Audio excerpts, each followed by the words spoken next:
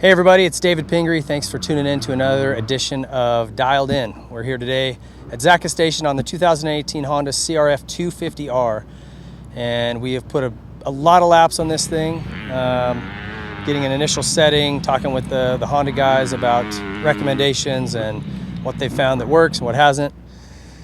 And I think we got a pretty good starting point. The good news is it's a great base setting. It's a really good solid platform. So there aren't too many things you got to worry about to get this thing working great. We'll start with the suspension. There is some play in the fork height if you want to mess with that. They come down up a couple millimeters in the clamps. But I found the stock setting works really well. As far as sag goes on the shock, 105 is what they recommend to start, but they say there's a range between 105 and 110 where they've kind of, found that's the sweet spot. So I went to 108. And for me, that was money. Kind of got the back end to squat down where I wanted it, and still worked well. Didn't feel too dead or anything at that much sag. So if they recommend 105, just know that you can go all the way up to 110 and still be in a really workable zone. So consider that 107, 108. Try to split that difference and see how that feels for you. As far as clicker settings on the shock, I didn't touch it. This thing works really well. I don't know. Honda's just done a great job with these bikes getting their suspension to work. The air fork in the past is another story, but as far as the shock, it's always been great, and now they got a fork to match it. So I didn't touch rebound, high speed or low speed on this shock. I left it alone, completely stock, and it works great.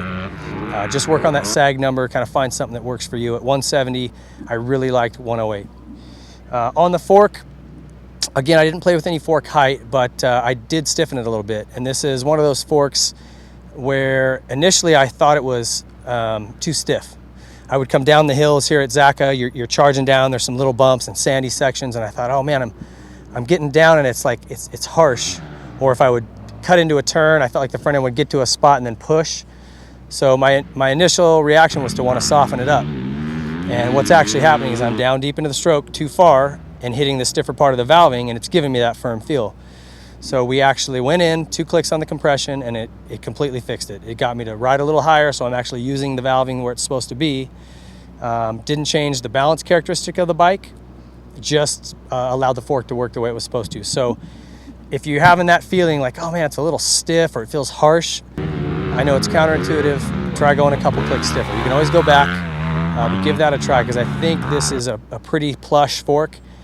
And in certain situations, if you're coming down hills or you brake really hard, it's going to feel like you have a harsh fork, like a stiff fork, and you need to soften it, but you're just too deep down in the stroke. So consider that. I went too stiffer and found it just perfect for me. Bike was balanced, thing handled like it was on rails. Really a great handling 250. From there, let's talk about the motor. There's 3 maps on this. Try them all, but you're going to wind up at the aggressive map. There's just no question about it. The stock one's okay, but this engine versus the 2017 is definitely a little flatter all the way up the front side of the power curve. It over revs further and higher and makes more power, but this thing wants to be revved. In the stock setting here, you just feel that lack of front side. It's just a little sluggish coming out of turns. You go to the aggressive map and it totally fills that in, but still gives you the over rev. So for me, it's a no-brainer. Unless you're a brand new rider and you really want something mellow and controllable, or slick conditions, or you're trail riding or something, I could see the stock map or the softer map working. Almost everyone's going to want the aggressive map. So please try that. You will like it. As far as gearing, you could maybe go up 1 tooth on this. Like I said, it really likes to rev. The 250 Hondas of the past wanted to be short shifted and kind of kept right in the middle. If you got up too high, it would just start bouncing off the limiter. This bike doesn't do that. There's like no rev limiter on this thing. It just, ride it like you're Justin Barcia, and that'll make it go. So guys that don't like to do that and want to shift a little sooner, they may want to add a tooth to this just to kind of get it to pick up and get the RPMs up higher for them. That might help. Again, I don't often recommend going up a tooth in the rear, but this is one case where for a bigger guy or someone who likes to short shift, that might help you. Other than that, they've done a great job. There's nothing else I would really recommend to this thing. It comes really close, and that's great news for people buying it. I didn't find anything else today that I wanted to change or try to tweak or improve we made those simple setting changes, and I could go race this thing. Really happy with it.